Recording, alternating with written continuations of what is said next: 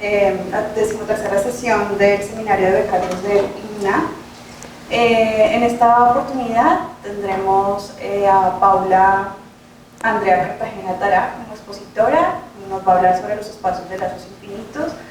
Paula es matemática de la Universidad Nacional de Colombia y ahora está culminando sus estudios de maestría en el Instituto de Matemáticas de la UNAM. Bienvenida. Gracias. Y gracias a ustedes por asistir.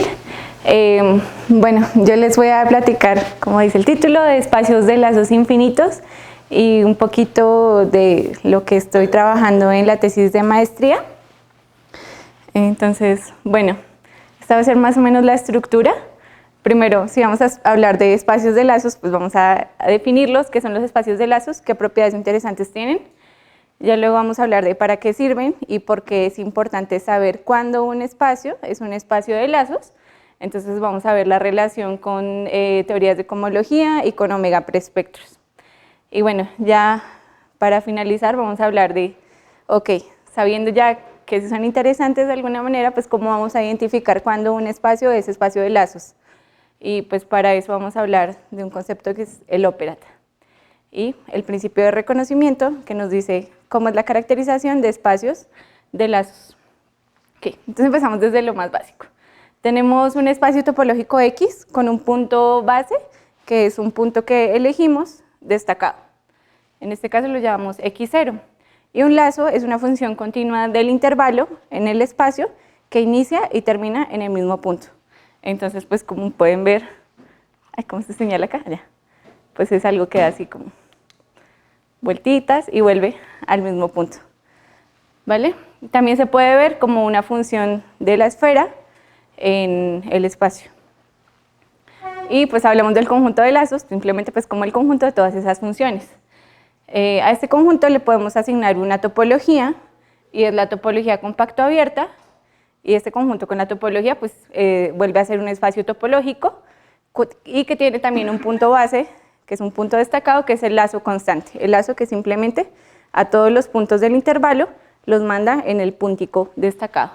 La topología compacto abierta en general, en topología la definimos como el conjunto de funciones, bueno, tiene como base el conjunto de funciones que mandan un cierto compacto en un abierto.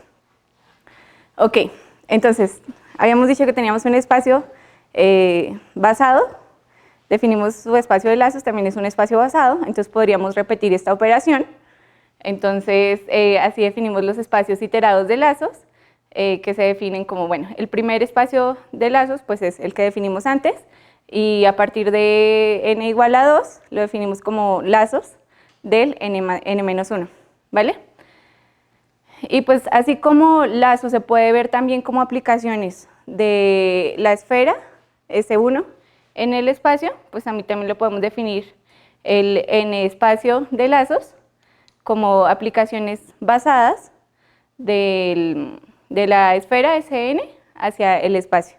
Cuando digo aplicaciones basadas, significa que el punto base de la esfera va hacia el punto base del espacio, ¿vale?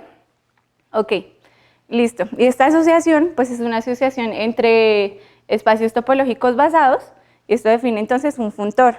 A cada espacio le estoy asignando un espacio de lazos, y además a cada aplicación que vaya de X hacia Y se le puede asignar también una aplicación de lazos de X hacia lazos de Y. Pues ¿cómo se define? Si yo tengo un lazo de X, es simplemente una función del intervalo hacia X. La compongo con la función y entonces ya me va a dar una función del intervalo hacia Y. Va a ser un lazo en Y. Y algo que es importante de este funtor es que preserva homotopías.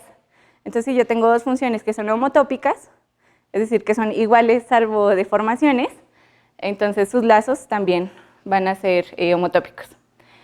Otra propiedad importante que nos interesa en topología algebraica es que la operación hacer lazos es adjunta a la operación suspensión reducida. Entonces, ¿cómo es esto de la suspensión reducida? Entonces, a un espacio X le puedo asignar su suspensión, que se define como hacemos el producto de X por Y, colapsamos todos los puntos que tienen el cerito y el 1, y además todos los puntos que tienen coordenada en X, el punto base, X0. ¿Listo? Y podemos también, esa es la suspensión reducida, nada más, la primera suspensión reducida. De igual manera se puede definir iteradamente, y entonces la suspensión Sx, S a la n de x, es la suspensión de la suspensión n-1. Ok, y bueno, con la adjunción con la suspensión reducida, que las aplicaciones basadas de la suspensión de x hacia y están en biyección, bueno, en correspondencia con las aplicaciones basadas de x hacia lazos de y. ¿Ok? Y esto es importante porque la suspensión de una esfera es la siguiente esfera. Entonces nos va a servir para lo siguiente. Pues sabemos que los grupos de homotopía, el n-ésimo grupo de homotopía, pues son funciones, bueno, clases de homotopía de funciones de la esfera hacia el espacio, ¿verdad? Entonces, pues usando la propiedad anterior, las funciones, si aquí pongo en vez de x, pongo la esfera, entonces voy a tener que la suspensión n-ésima de la esfera es de nuevo una esfera, la esfera de la suma de las dimensiones, o sea, voy a explicarme mejor. Si aquí yo tengo S1, entonces la suspensión n-ésima de S1 es Sn más 1, la esfera n más 1. Y entonces eso está en asociación con las aplicaciones que van de S1 hacia lazos del otro espacio. Bueno, ¿esto qué dice? Que lazos me van a bajar grupos de homotopía. Entonces, hay una biyección, bueno, de hecho es un homeomorfismo de grupos entre el grupo de homotopía n-ésimo de x y el grupo de homotopía n-1 de lazos de x. Y de manera inductiva, pues podríamos bajar la dimensión varios numeritos. Ok, otra propiedad muy importante de los espacios de lazos es que estos tienen una operación. La operación es la llamada concatenación, y entonces, ¿cómo se define? Pues yo tengo un lazo, aquí se recorre en este sentido, y tengo otro lazo, pues lo que hacemos es juntarlos, recorro en la mitad del tiempo el primero y en la segunda mitad el segundo. Entonces recorro primero esto y luego así.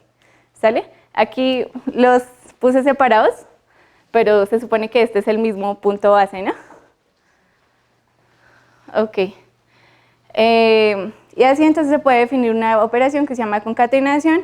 Acá hay un dibujito mejor. Encontré hace poquito un blog que me gustó mucho, entonces tomé algunos dibujos del blog. El blog es Math3ma, bueno, Math3ma, de una chica que está haciendo el doctorado, si no estoy mal, en Cambridge. No me acuerdo bien, pero tiene un buen blog. Entonces, bueno, ella lo explica mejor y recorremos en la mitad del tiempo A y en la otra mitad B. Y bueno, lazos junto con esta operación forma algo que llamamos un H-grupo, que es un grupo salvo homotopía. Entonces todas las propiedades de grupo son salvo homotopía. Entonces hay un inverso, salvo homotopía, y hay también pues una unidad salvo homotopía y la operación es asociativa salvo homotopía. ¿De acuerdo? Entonces, bueno, acá hay un dibujito de la asociatividad. Y entonces, por ejemplo, si tenemos tres lazos, pues sabemos que podemos componer primero los dos primeros y luego el resultado con el tercero, o juntar los dos últimos y el resultado lo operamos con el primero, ¿no? Entonces, cuando estamos haciendo esto, estamos partiendo el intervalo en 4. En el primer cuartico recorremos A, en el segundo recorremos B y en el resto C, ¿no? Y en la otra pues es esto. Estas dos cosas son homotópicas, lo único que hay que hacer es aumentar la velocidad que se está recorriendo en A y disminuir la velocidad. No, mentiras, estoy diciéndolo mal, al revés. Aumentar el intervalo en A, es decir, disminuir la velocidad y aumentar la velocidad, sí, aumentar la velocidad en C, ¿no?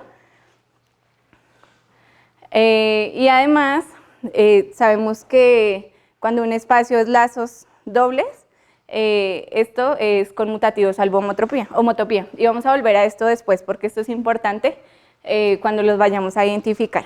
Entonces, listo. Bueno, ya dijimos que son los espacios de lazos, tienen algunas propiedades interesantes, pero además de eso, pues, ¿para qué nos sirve, no? ¿Por qué nos interesa identificarlos?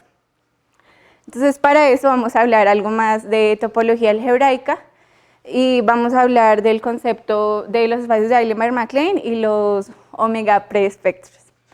Entonces, decimos que un espacio topológico es un espacio de Eilenberg-MacLane de tipo KGN si tiene grupo n-ésimo de homotopía, precisamente el grupo G, siendo G un grupo que tiene que ser conmutativo si n es mayor o igual a 2, porque el 2 grupo de homotopía es conmutativo, ¿estoy diciéndolo bien?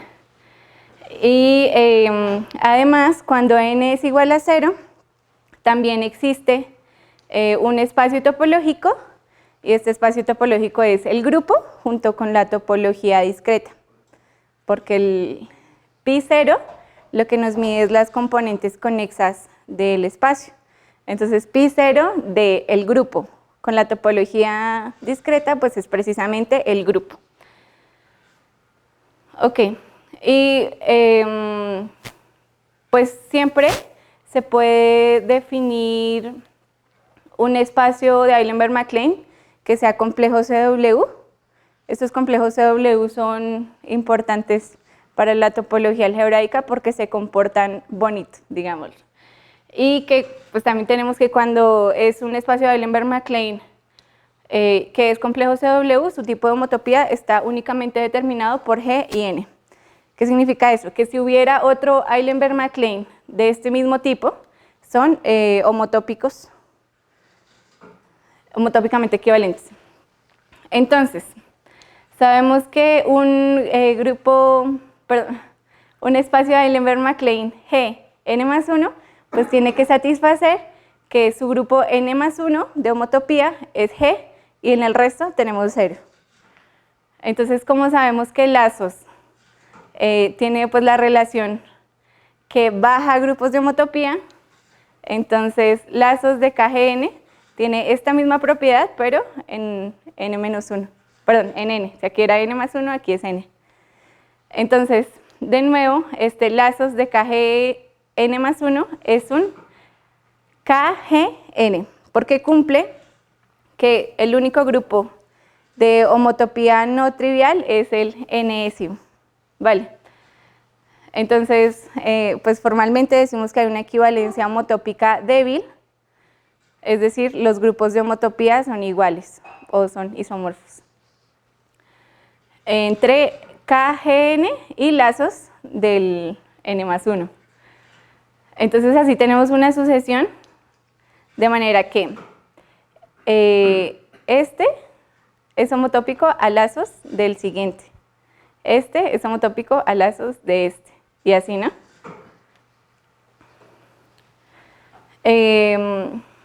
Esta propiedad, entonces, la podemos generalizar de que tengamos una sucesión de complejos CW, de manera que el n es homotópico a lazos de n+1, y esta es la definición de algo que llaman omega preespectro. Yo sé que el concepto es un poco feo, pero al principio se llamaba espectro y ya luego le modificaron, le pusieron no, que sea omega espectro y ya luego le cambiaron y dijeron no, mejor que sea omega preespectro porque generalizaron los términos. Pero bueno, simplemente es una sucesión de espacios, todos basados, junto con equivalencias homotópicas débiles, de manera que el n-ésimo espacio es débilmente homotópicamente equivalente a lazos del siguiente, ¿vale? Y bueno, se suele incluir que los espacios sean complejos CW y cuando tenemos equivalencias homotópicas débiles entre complejos CW, pues son simplemente equivalencias homotópicas. Ok, y entonces así tenemos también la definición de espacios infinitos de lazos, que es un espacio que tiene, que es el espacio 0 de una sucesión de espacios que cumple esto, que el n es débilmente homotópicamente equivalente a lazos del siguiente. Pues como pasaba acá, ¿no? Este es lazos de este, y como este es lazos de este, cada G0 es doble lazo de este de acá, y triple lazos del tercero. Y de hecho, entonces es espacio de lazos infinito, porque es lazos de muchos, ¿no? Ok, esto es lo que llaman espacio de lazos infinito. Y pues hay una relación, por definición, entre omega preespectros y espacios de lazos infinitos, y es que si tenemos un omega preespectro, entonces el espacio inicial, el espacio cero de la sucesión, es un espacio de lazos infinito.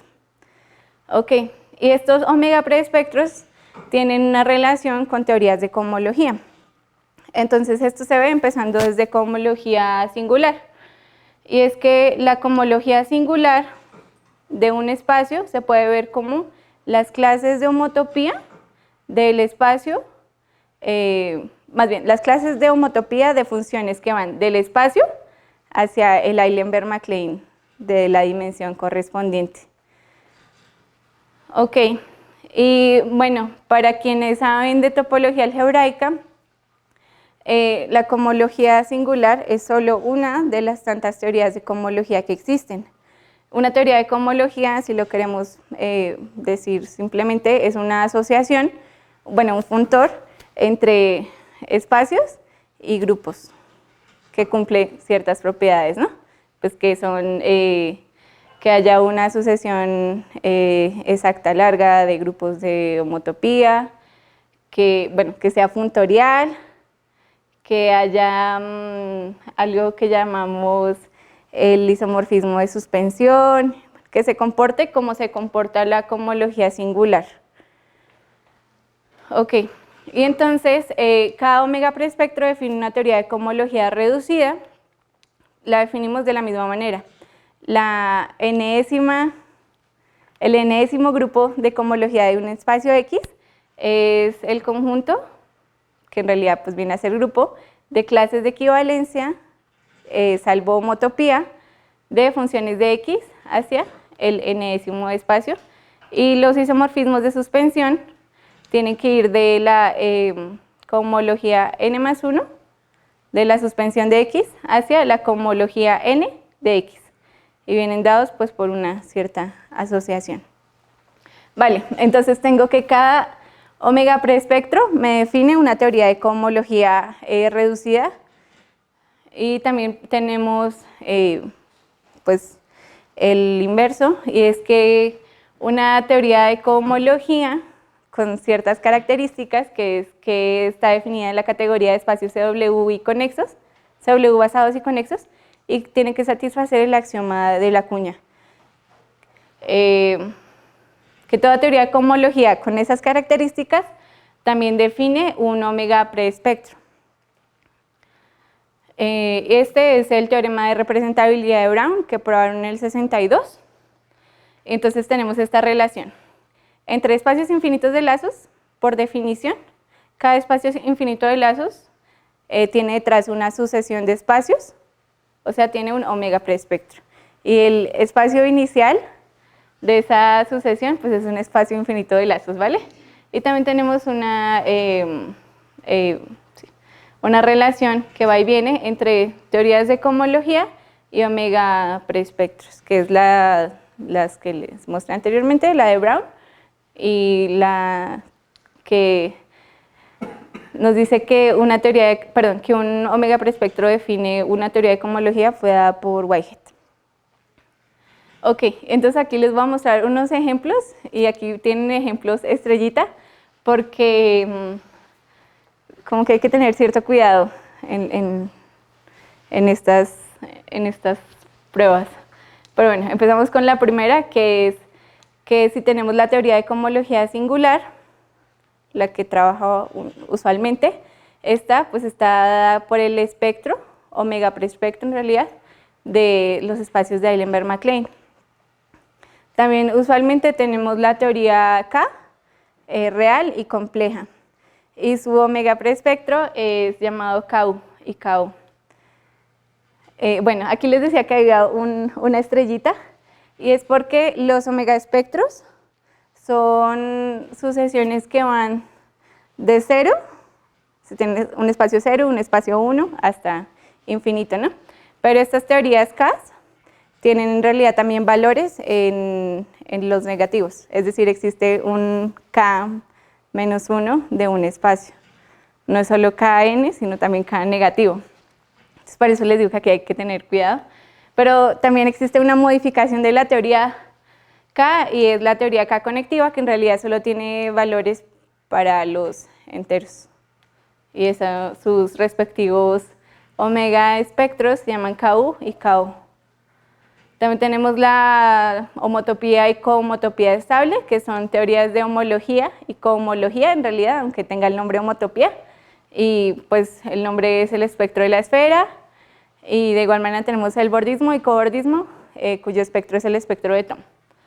Ok, entonces, ya sabemos qué son los espacios de lazo, sabemos que son útiles en topología algebraica de alguna manera porque caracterizan las teorías de cohomología, y las teorías de cohomología hemos escuchado que son útiles, ¿no? Entonces ahora, ¿cómo hacemos para saber si un espacio, nos lo dan por ahí, es espacio de lazos de alguien, o es espacio de lazos iterado, o aún más, es espacio de lazos infinito? Para eso tendríamos que encontrar entonces la sucesión de los espacios, de manera que el que nos dan es lazo de uno, y ese es lazo del otro, y así, ¿no? Entonces, ¿qué propiedad caracteriza a dichos espacios?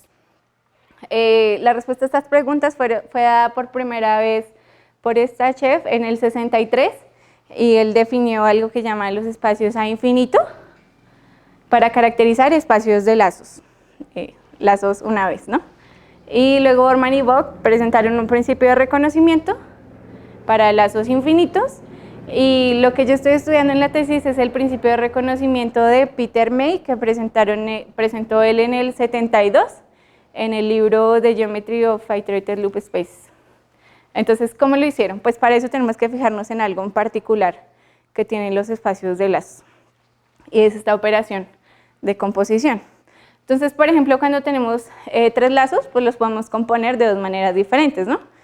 Primero los 2 y luego el tercero, o los 2 últimos, y al final lo que nos dé lo operamos con el primero, ¿no? Pero estas no son iguales como tal, pero sí son homotópicas, estas composiciones.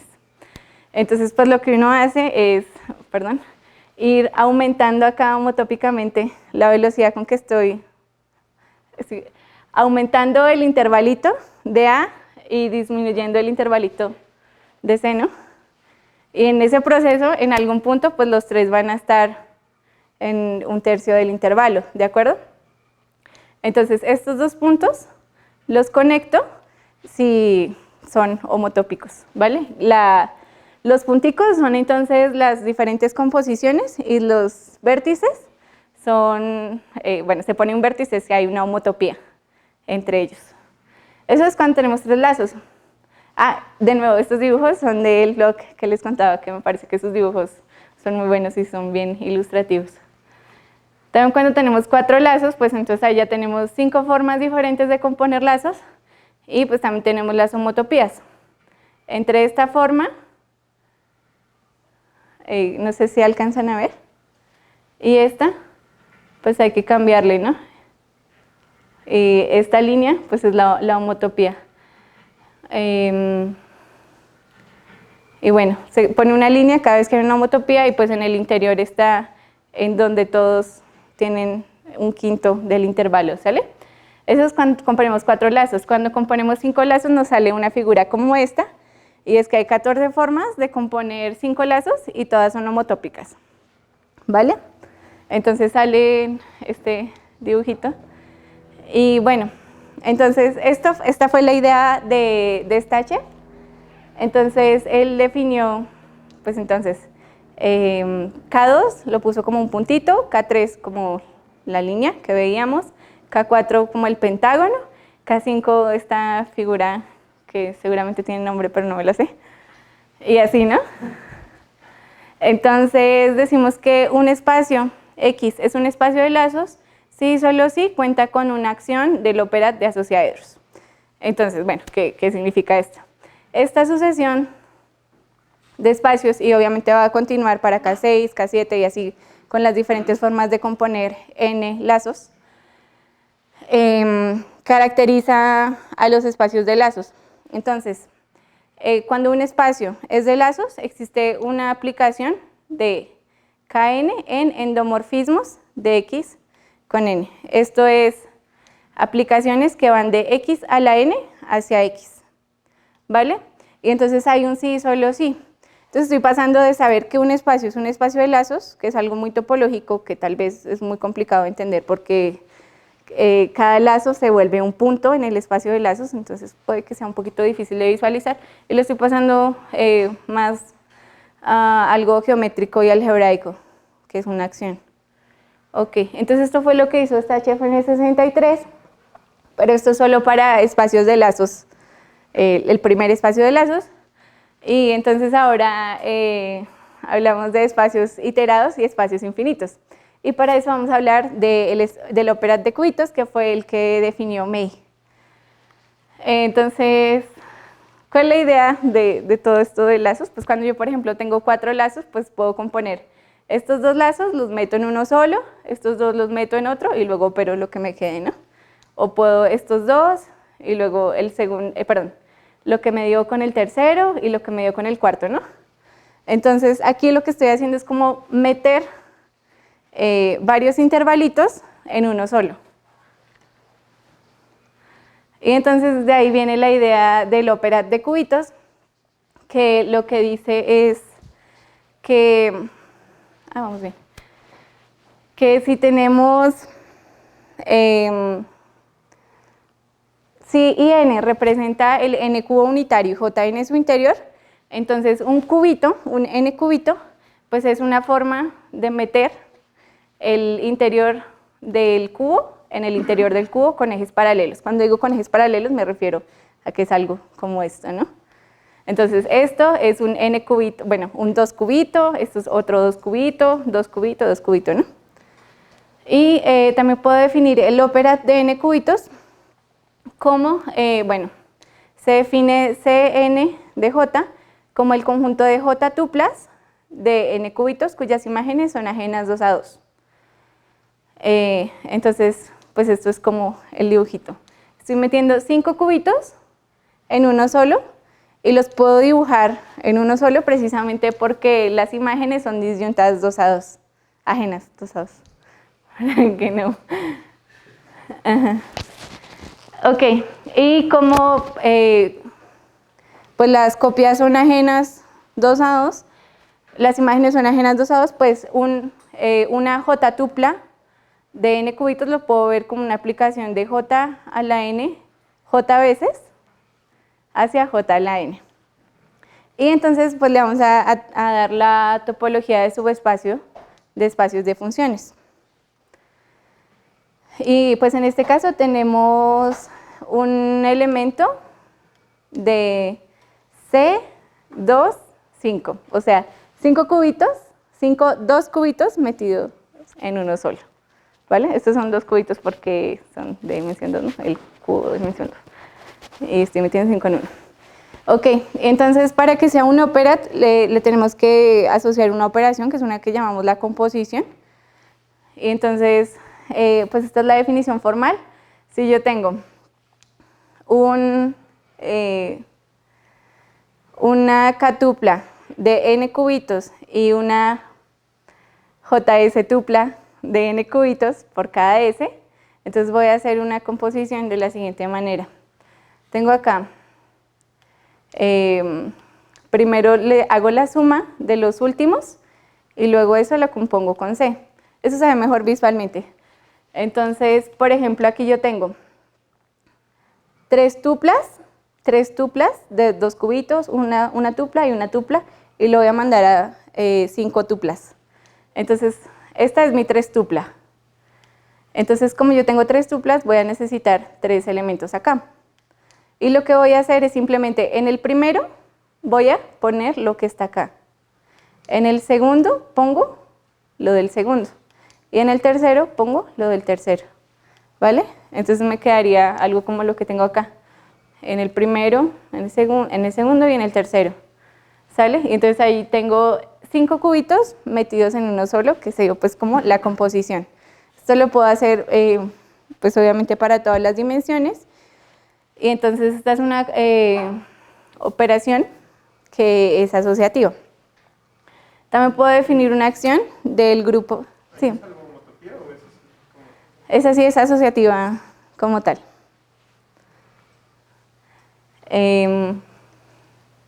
También puedo definir una acción del grupo simétrico, o sea, el grupo de permutaciones de J elementos en CNJ, o sea, en las J tuplas, pues simplemente permutando, ¿sale?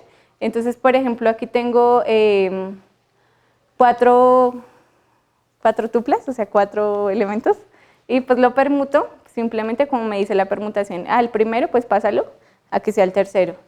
El segundo lo dejas igual, el tercero pásalo a ser el cuarto, y el cuarto pásalo a ser el primero. ¿Dale? Y entonces el operat de cubitos es todo eso, la colección de las J tuplas, junto con la composición, el elemento de identidad de la composición, que es simplemente la aplicación identidad entre el interior del cubo y el interior del cubo, y la acción. Y la acción además es una acción que es libre, entonces esto es lo que decimos que es un operat sigma libre, ¿ok? En realidad no es necesario que para decir operat sea precisamente este, con tal de que tengas una colección de espacios con la composición, el elemento de identidad y la acción, esto ya es un operat. Y de hecho pues este operat es especial porque pues como ven se puede explicar muy geométricamente, ¿no? El anterior, el de asociaedros, era este de acá, entonces este también es un operat, ¿vale? También se puede hacer una composición, hay una identidad y una acción del grupo de simetrías no, sino del grupo sigma J, de permutaciones. Ok. Entonces, bueno, y esto, lo importante de este operat de cubitos es que, así como el operat de asociaedros caracterizaba a los espacios de lazos, el operat de n cubitos caracteriza a los espacios de n lazos, o sea, a los lazos n iterados, ¿vale? Y bueno, también podemos definir un morfismo de operats, que es un morfismo que se comporta bien con las operaciones y con la operación y con la acción. Y pues simplemente si yo tengo n cubitos, pues los paso a n más 1 cubitos, multiplicándolos simplemente con la función identidad que va de j hacia j. Y bueno, entonces tengo una inclusión de cubitos n décimos a cubitos n más 1, y así con el colímite podemos definir cubos infinitos. ¿Ok? Y entonces, pues aquí viene como lo importante, y es que hay una acción del operat de cubitos en espacios de lazos.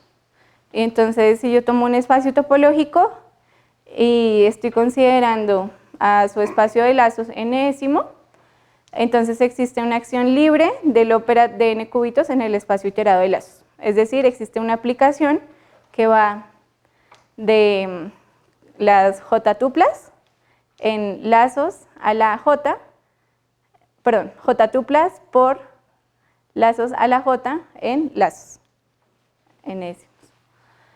Y además esto caracteriza a los espacios de lazos. Es decir, si existe otro, más bien, si un espacio tiene una acción de este tipo, es decir, si aquí yo pongo y en vez de lazos en décimos, hay un deslazado. Es decir, puedo encontrar una sucesión de espacios, de manera que uno es el espacio de lazos del otro y así. Y el espacio inicial era el que nos daban. Entonces el principio de reconocimiento de May pues da respuesta a las 3 preguntas iniciales, que es qué nos caracteriza un espacio de lazos iterado y un espacio de lazos infinito, y es precisamente que todo espacio de lazos es un CN espacio, es decir, tiene una acción, y todo espacio que sea conectable por trayectorias y que tenga una acción es del mismo tipo de homotopía débil que un espacio de lazos iterado. Entonces este es el principio de reconocimiento para el operat de n cubitos. Todo espacio de lazos iterados tiene una acción y además todo espacio conectable por trayectorias con la acción tiene el mismo tipo de homotopía que uno de lazos. Y bueno, aquí en realidad solo les di como el teorema, pero no les voy a mostrar la prueba porque la prueba en realidad pues sí utiliza elementos como más complejos que no quería poner hoy. Pero lo importante de la prueba es que la prueba es constructiva. O sea, para decir que un espacio es espacio de lazos, tendríamos que mostrar espacio de lazos de quién es, ¿no? Entonces, la prueba, si un espacio de lazos satisface el principio de reconocimiento, es decir, tiene una acción, entonces puedo construirme una sucesión de espacios, de manera que ese es lazos de lazos de lazos de lazos, ¿vale? Y pues bueno, esto ya es todo. Aquí está pues, la bibliografía y pues el artículo en el que me estoy basando es el de Peter May del 72. Ya, gracias.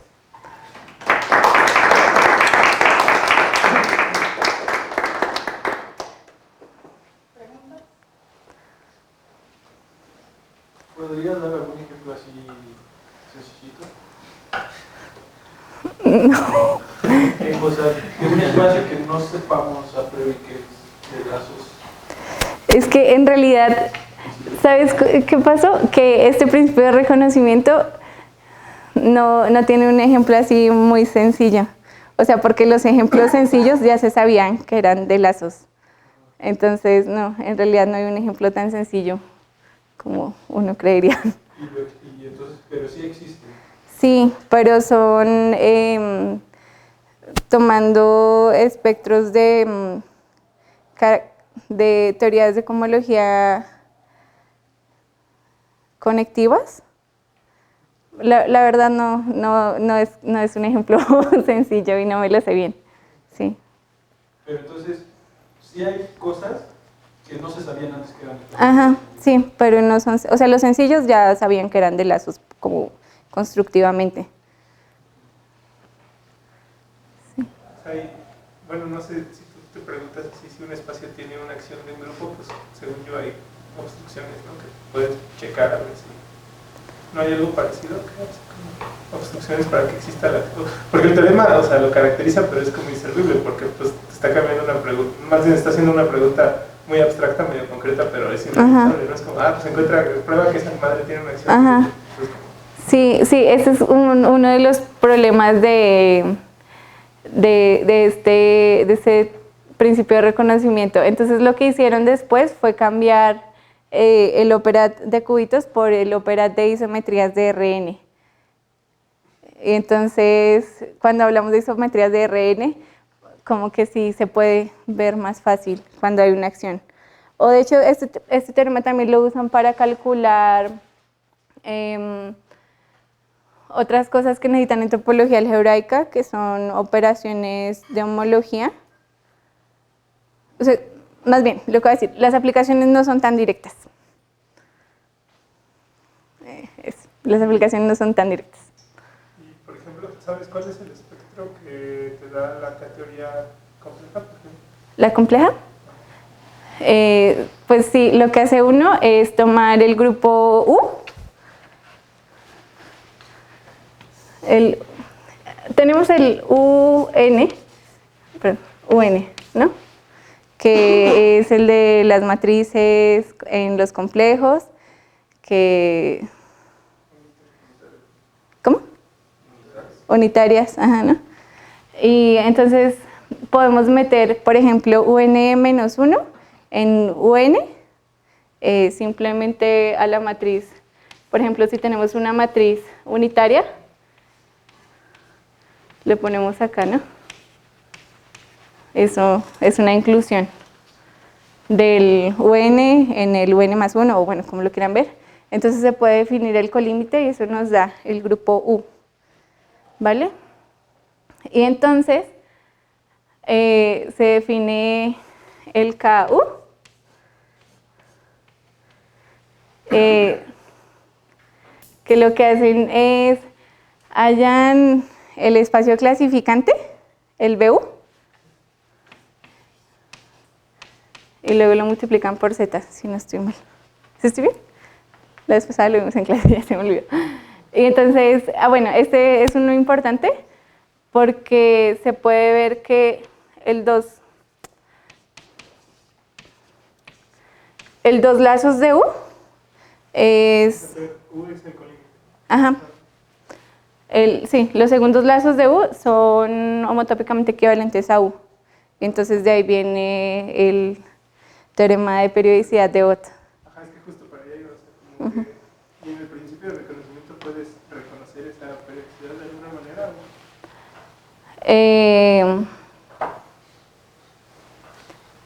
La verdad no sé, yo asumo que sí, porque cuando hacemos la construcción que nos da el deslazado, sí se ven algunas relaciones, pero sí sería bueno mirar, sí se nota claro que hay esto. No sé, no sabría decirte, la verdad. Pues yo creo que sí, porque la construcción, o sea, mejor dicho, la prueba sí es muy constructiva, entonces se puede verificar como a manito que sí hay la periodicidad de Bott, aunque este teorema que salió después de que Bott probara el otro. Entonces, ¿qué? ¿Alguna otra pregunta?